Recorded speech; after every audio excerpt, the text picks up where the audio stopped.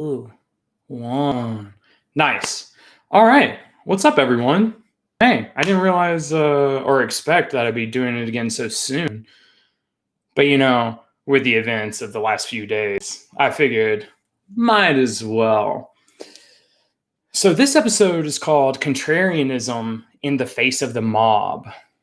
So I just want to go ahead and kind of put out what I'm talking about when I'm talking about a contrarian, because the idea normally is a contrarian says the opposite of what someone else says, which I am kind of touching on. But what I'm going to talk about is a little bit more specific and why we should try to be contrarians like this. So I'm going to read you a quote from Naval Ravikant. A contrarian is not one who always objects. That is a conformist of a different sort. A contrarian reasons independently from the ground up and resists pressure to conform. Now let that sit for a second. I've been thinking about that a lot recently because currently the climate tells us there are right ways to think and wrong ways to think. But are there other ways? And I'm going to say yes. So we live, like I said, in a time where, again, you're supposed to think a certain way. And the people who are telling us that, we'll just say media, because that's just the easiest generalization. Social media, to be even more specific, but just media in general. They have a narrative, which is a story. And it says, we want you to view it this way. For example, you have a narrative if you have a social media page and you're only posting your happy times. If you're not posting your more down times, your blue days, then you have constructed a narrative that you, unconsciously or consciously, are wanting people to see you as. And so again, if you have social media, the easiest example is you want to look like you're happy all the time. That's fine. That's cool. But what happens when it's not just the superficial outside element of I look happy all the time? What if it is, I need you to think about this in this way, to not think about it this way, say the negative way. So I'm of the mind that in a real democracy, which we might still be in, still looks like, no one should be forced to support a political or philosophical movement. The power of argument and freedom of expression must be enough. And so, again, that's where, it's natural for me to zig when everyone else zags. Like, I'm just kind of cut like that. I have this weird aversion to the group. I'm naturally a contrarian. And again, I have to some degree been the person to just throw out an oppositional angle of your argument just for the sake of it. And it is kind of like a knee-jerk reaction for me to just say the opposite of a lot of people. But no, I have an aversion to the groupthink specifically, because I've seen that the more people you add to an equation, the dumber everyone gets. Because here's the real thing with group dynamics, is that the group never, hardly ever levels up to the most conscious person. No, the group goes down to the most base person, which is why, be careful with who you're hanging out with, right? Because if you're hanging around with a bunch of base people, which nothing wrong with that, you're going, if you're hanging out with a bunch of base people and you're not trying to be base, how about that? Because yeah, that's a better framing of it. And it's all about the framing, friends.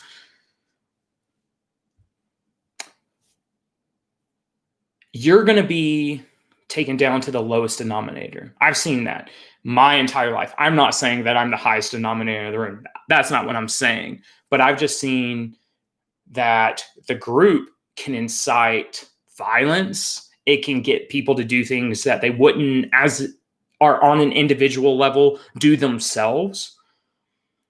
A group can get you to do a bunch of things. Peer pressure, huh? I mean, here's another thing to think about. It's the idea of social contagion. I mean, that's kind of like the idea of peer pressure. I mean, it works on this basis of social contagion. So let's say you're a younger person in a group with older people, and this is, I mean, here, we'll do a more modern version, but you're around people who are using the e-cigs, the vapes. Yeah, the Juul Paws, whatever the fuck they're called. Let's say by yourself, you're not really interested in doing them. But from being in the group of people and say 3 out of the 5 do it, you including now, or you're just going to be more likely to do it. And that's not like saying that you're weak. No, it's not saying that you have that you're a pushover or that you're hyper agreeable. Some of you may be, but that's not the way it works. I mean, we're incredibly social people. Or creatures, I should say. People are social. Yeah. And I mean, the last year of time has shown us, when we're not social, we get crazy. And when we as individuals get crazy and then get into a group, shit gets wild, like we saw the other day. And I'll do a quick little caveat, because I'm going to do a whole podcast on this. Fuck your hot take. How about that? Get the fuck out of here with your hot take. I'm tired of hot takes. Life is way more complicated than this light gloss over of what you think the information is. How about this? We're going to take in the information as it comes out, because as time passes, more information comes out. We're going to take it in, and then we can make decisions on it or come up with our own ideas about it. But the quick caveat is the current narrative is, I'm not actually political. I'm not left or right. So let me throw that out there too. But the current narrative is that terrorists attack the Capitol. I'll agree with that on a level. Domestic terrorist, I'd say. But here's the real thing about it. Over, I don't know, most of the summer and a lot of 2020, there was what was titled mostly peaceful protest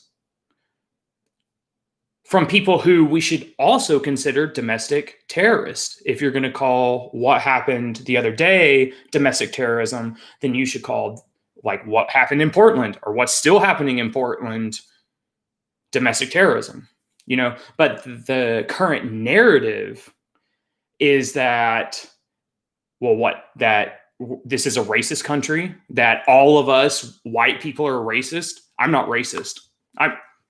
Look, you can call me a racist. That's not going to work on me. Like, I'm not a racist. Yeah. So if all of you are racist, let's say all the white people are racist and I'm not racist, then not all white people are racist. I'm just going to go ahead and say that.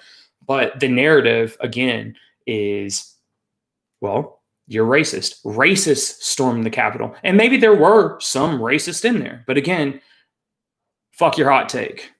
We need nuance. We need more information. And ultimately, again, we need people who can think and actually think for themselves. Now, that's a lot easier said than done. I mean, I mentioned that, and I'll probably say it a million other times. It's really hard to think for yourself, especially when you have things like Facebook, which I'm basically using, Instagram, which I am using, Twitter, which is my main addiction, I would say, social media addiction, Twitter. They're telling you how you should view things. Here's the reality, friends. It should start the way you feel about life, and the way you should think about it isn't how do you feel about life? Oh, everything the light touches is yours. No.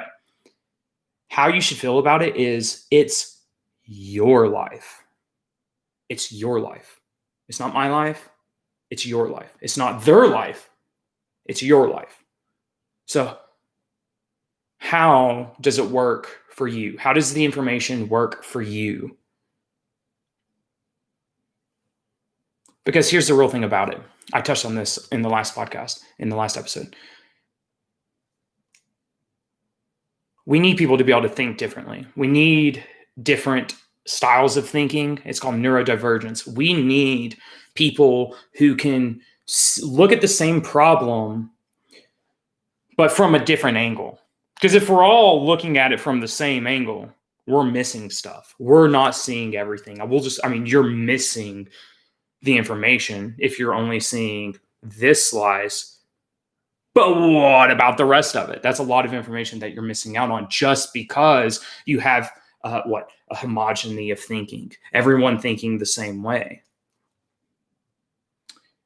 So in a time when we're supposed to think and act the way that we are told to act and think, one of the ways that you can be a contrarian, round it back, because that's what what this episode's about. The way that you can be a contrarian is to think for yourself. Now, here's something else that I thought was hilarious. The natural response for humans or just for animals. Watch your dog. My dog, this is the funniest thing ever. My dog Hux is pretty alpha. He's chilled out, but he does this thing where he matches other dogs. So if the other dog comes up friendly, oh, he's friendly, wagging his tail. Oh, super happy. If the other dog comes up with aggression, he matches the aggression. We're kind of the same way. Actually, no, rewind. We're not kind of. We are the same way. When I come at you and I say, hey, fuck you, buddy. You get that chemical release. You feel the adrenaline swell, potentially, maybe some anxiety. Oh, where am I right now? I'm in conflict.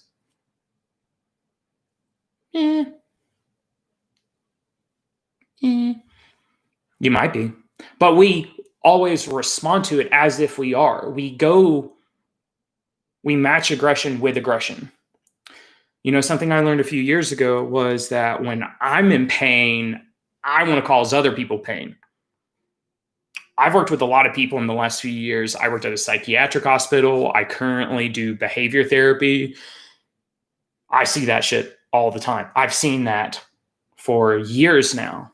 You know, you get these people who haven't been given the proper nutrients. They're bent and misshapen because life has just been a torrential downpour for multiple years on end. And that's just what happens to people. Count your lucky stars, seriously, and your blessings that you didn't have.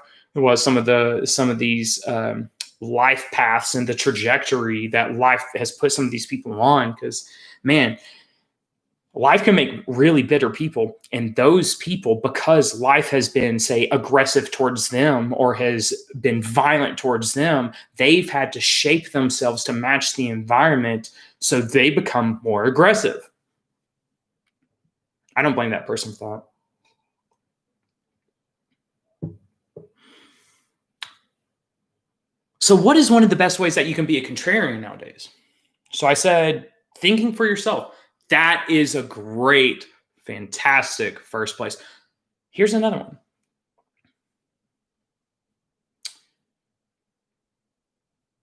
I mean, I was doom scrolling. I've been doom scrolling the last 2 days. Probably just like you guys. Hopefully not like you guys. Hopefully you're not doom scrolling. And I'm giving you a high five for not doom scrolling. Great job, dudes and dudettes. Everyone's a dude. One of the ultimate acts of contrarianism is to respond to life with love. So instead of saying, fuck you, come on, I'm going to beat your ass. I'll give you an example in my life, as I'm wont to do. I was driving out of my neighborhood the other day, and this Mustang like got right up on my ass coming out of the neighborhood. It's like, homie, we live in the same neighborhood. Maybe don't act like a big ass in our neighborhood. Like, I can see where you live. So he's on my ass, and I'm going the speed limit, maybe a little bit over. It's like, I'm going like 30 miles per hour. I'm going neighborhood speed, right? Well, we turn off onto the main road.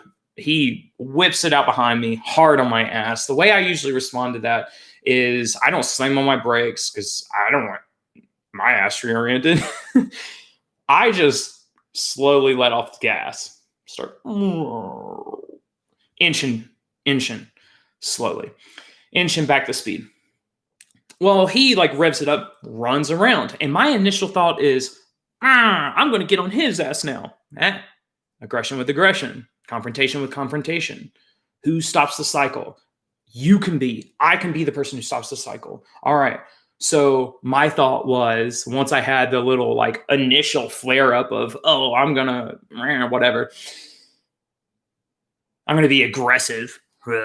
I'm kind of an aggressive person. If you know me, I have a tendency for aggression, not physical aggression, but definitely more verbal aggression. I'm more verbal in my dishing out of aggression. But I was like, you know what? I'm going to find out where this guy lives. I'm going to write him a note. And I'm going to say, hey, man, I don't know who you are. Looks like you're having a rough day. If you need someone to talk to, here's my number. Hit me up. Because here's the real thing, friends. You know, there's that cliche platitude of be the change that you want to see. What if you took that seriously? What do you want to see changed? Do that. Be that person. Why not you? Why does it have to be someone else? It can be you. Just like it could be anyone else, but it could be you.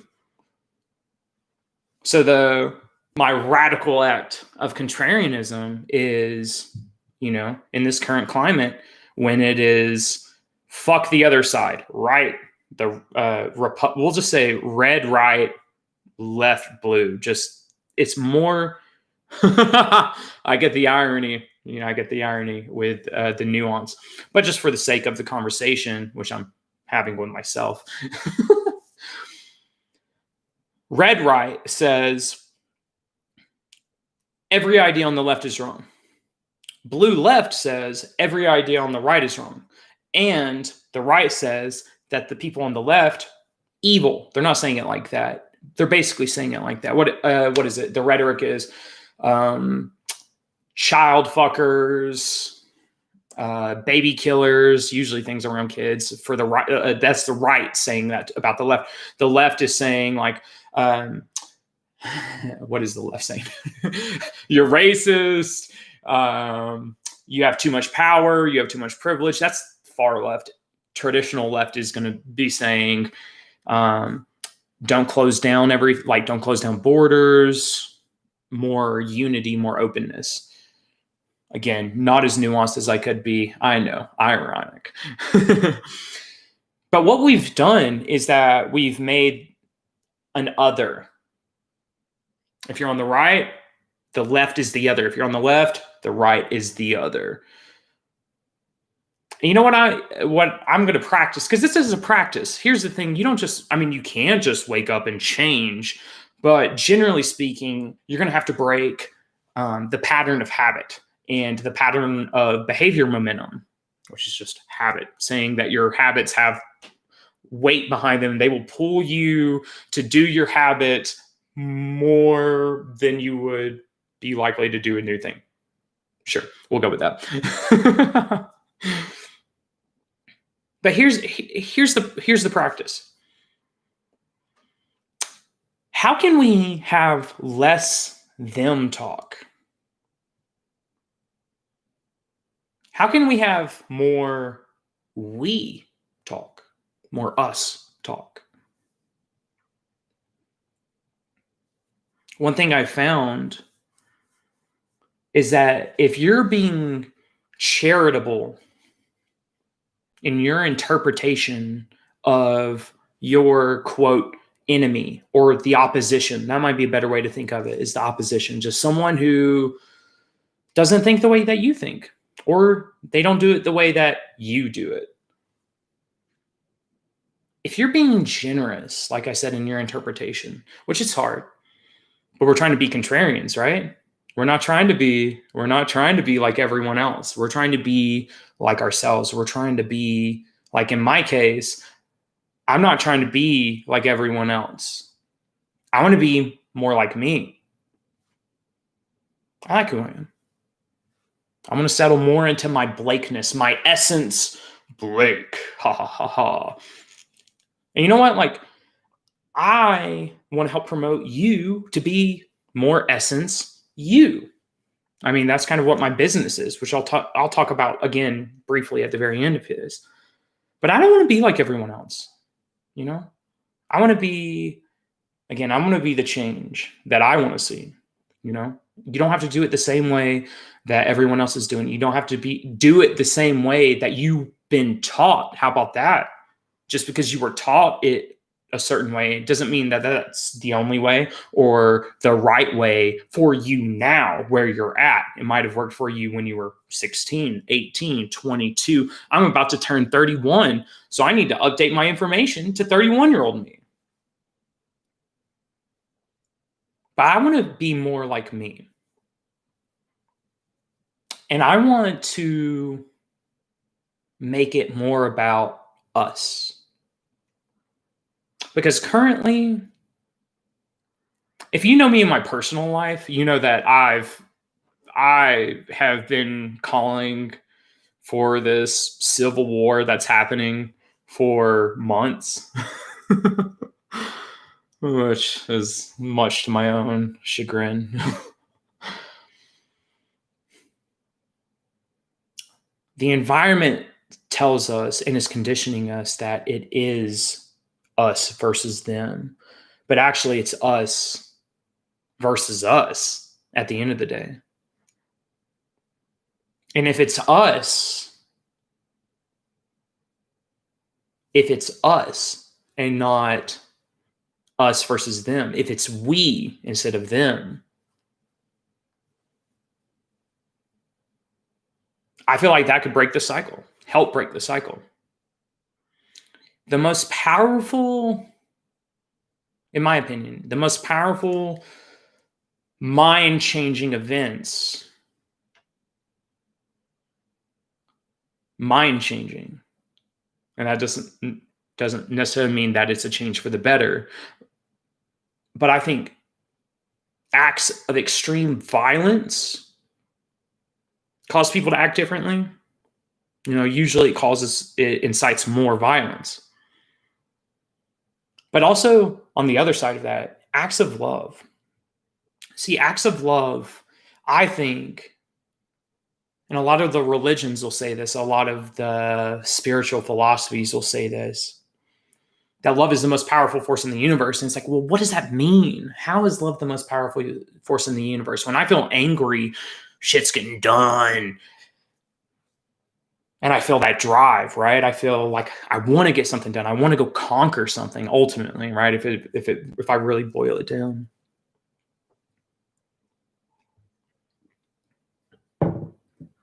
But acts of love. When Great Britain was practicing colonialism, manifest destiny. Oh wait, that was us, Americans, right?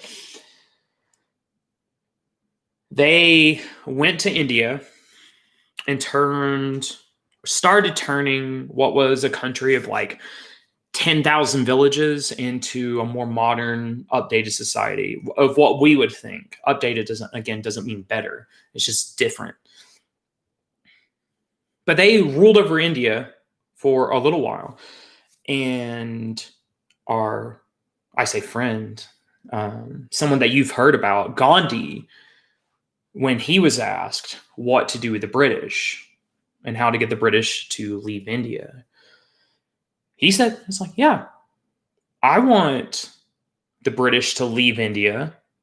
Here's the kicker. But I want them to leave as friends. Yeah.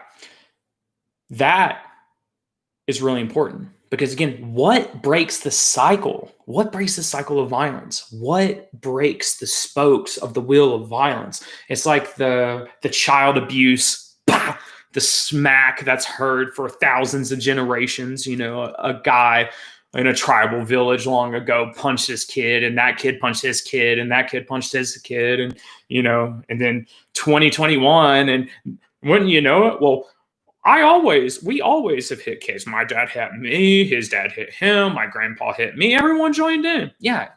But what breaks the cycle? Who breaks the cycle? And here's the real thing about it. It's us. It's you. It's me. It's us. We don't want them. We want us. And to touch back on something I said earlier, we need people to think differently than we think. We do. And we live in a country that is an experiment. I mean, it is an experiment. The melting pot nature of America was a great experiment.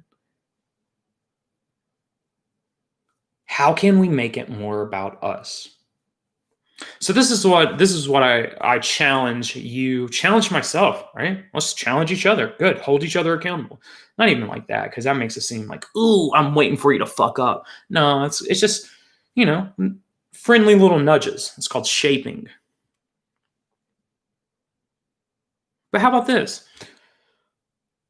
Instead of continually scrolling the doom feed, because I find when I'm looking at it, it makes me more anxious. It makes me more anxious. And then you know what I do?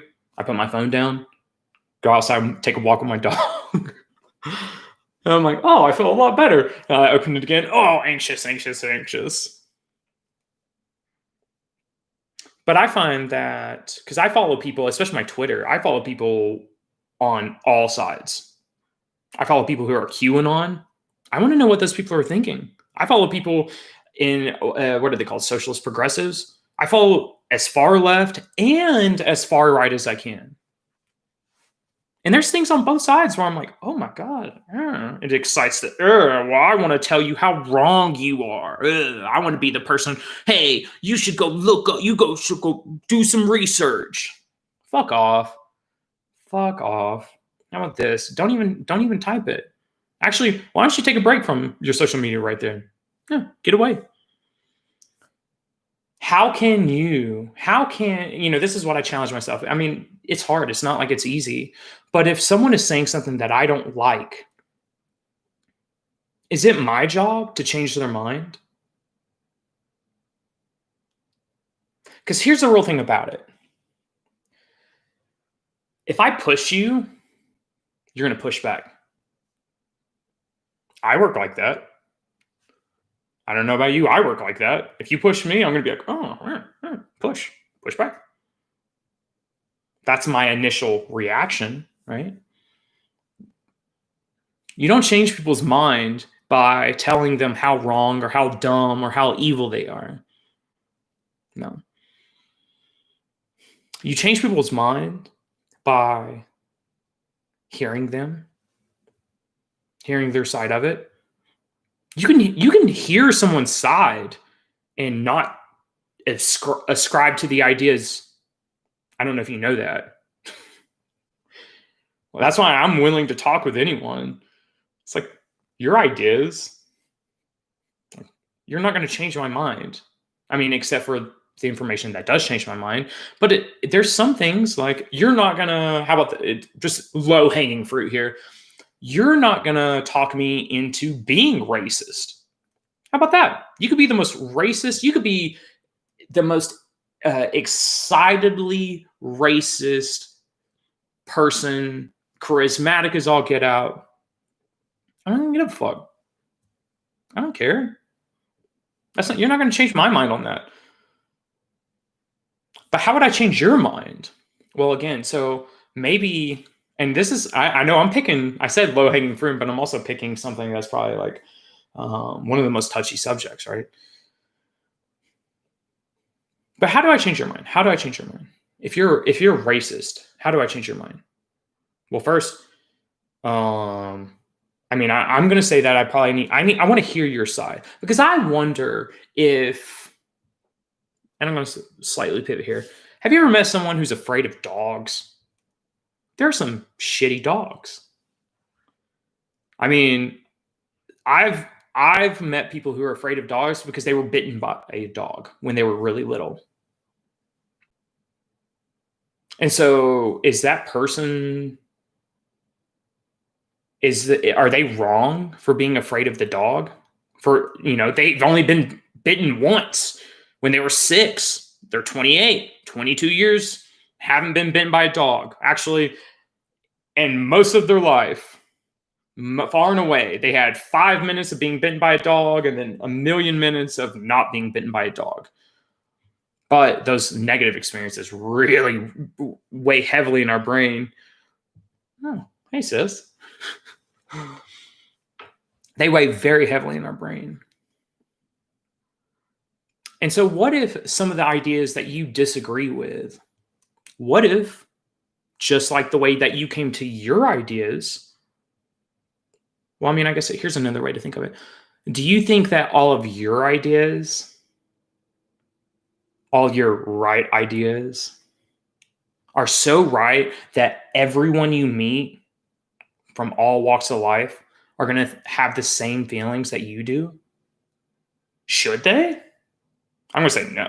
Well, they didn't live the exact experience as you, so they got different information than you. But we need people to be able to think differently than the way that we think. We don't want a world where everyone thinks the way that I think. First off, nothing would ever get done. We would just talk all day, every day. That's what I like to do. Nothing would get done. No fences painted, no snow shoveled. I mean, I do some stuff. But nothing would ever get done. We'd be in this land of fantasy, this fantastical imagery just floating through space. It's like, that's not helpful. Like, we need people to tether us down. We need people to do our money. We need accountants. We need the garbage men. We need everyone. So how are we going to make it about us? How are you going to make it about us? One little thing before I close out here, I guess. I'm always actually surprised at how long I can go. I know this is random, but I mean, this is 2 times now that I've done the live podcast recording.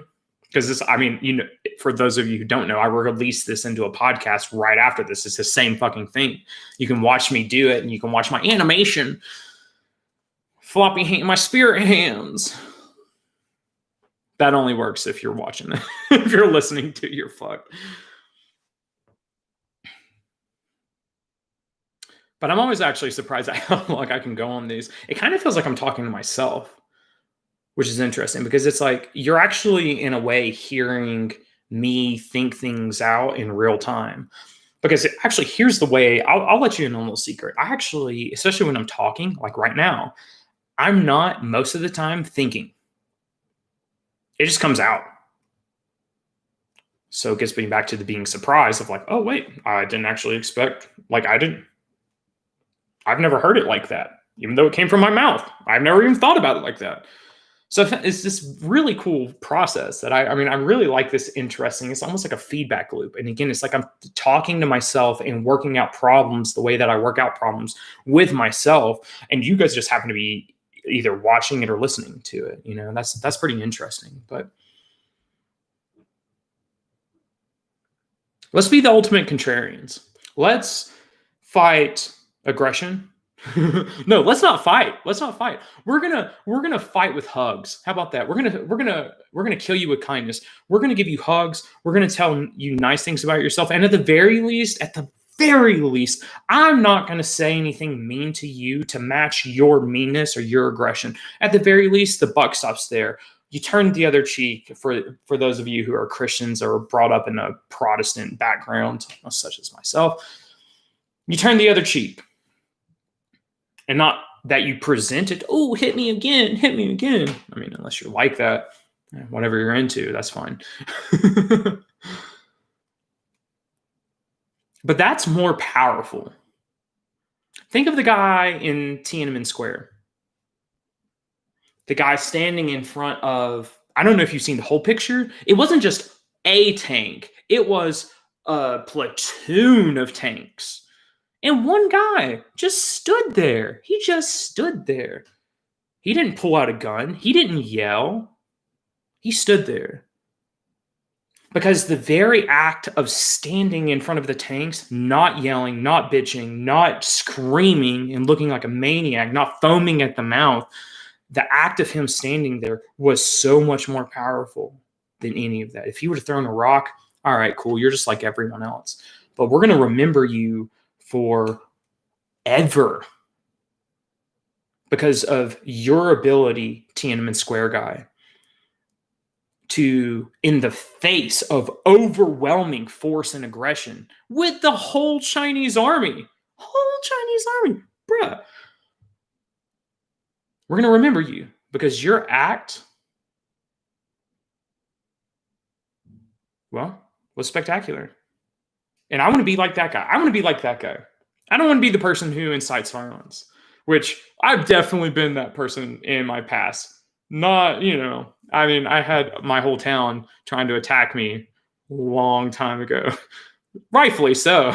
I was not always the nicest of people. Which I think is why sometimes, like, again, I've seen in my own life, I have aggressive tendencies. But my most powerful moments are when I give a hug, when I show love, when I show understanding, when I show forgiveness, when I show compassion. And like I said in the last podcast, they say you're supposed to love everyone. You don't have to like everyone. I don't have to like you to love you. I don't have to cause you more pain and suffering when you cause pain and suffering. And I'll just end it on that. I'm going to do a quick plug for myself. So again, I'm still working on how to get paid because you got to pay Uncle Sam. The motherfucker he wants his cut. But I'm going to be offering therapy services. I'm in school to be a psychologist. I'm not a psychologist yet, but my skill set is such where I can offer basically the services of a psychologist right now. I will charge about half as much, and I'll do 30-minute to an hour sessions and however many you need a week. If this is something that you're interested in, DM me. We can figure out some details on that. Like I said, I'm going to be I need to figure out how to get the payment portion of it. And then it's a go. But I just need to make sure that everything is kosher. I don't want a bill at the end of the year saying, you owe us big old chunk of money. Which I'm not that like forward thinking with my money. I'm too in the moment for that. It's like, wait, the end of the year? That's a whole year from now. I'm not going to think of that. And then 11 months later, I'm like, oh shit, now I've got $5,000 that I did not save. And another thing that I'm going to be doing too is I'm going to be doing loose ads, not like, hey, here's the spot, read off a script. But I'm going to be doing some ads for some of my friends who own small businesses. I felt it, I guess, in my heart that like I don't want money from those guys. I just want to support my friends who are doing cool shit. And so I'm going to start putting that in to these episodes, and I'm going to start putting links into that. That might be the next one. This one came out, like I said, a little bit faster. I just felt the fire, the itch to get this going, especially when events like the other day, the storming of the Capitol, the shot heard round the world. I just feel like it's really important to not do what the group does currently, because the group is well, just pure madness right now. But with that being said, there is love for everyone. Not like, but there's love. Well, hey, y'all have a great evening. And for those of you that actually watch this, that's what's up. I'll try to give you a shout out next time, or give you a heads up for the next one. But thank you guys so much. There is love. I'll talk to you next time. Each one.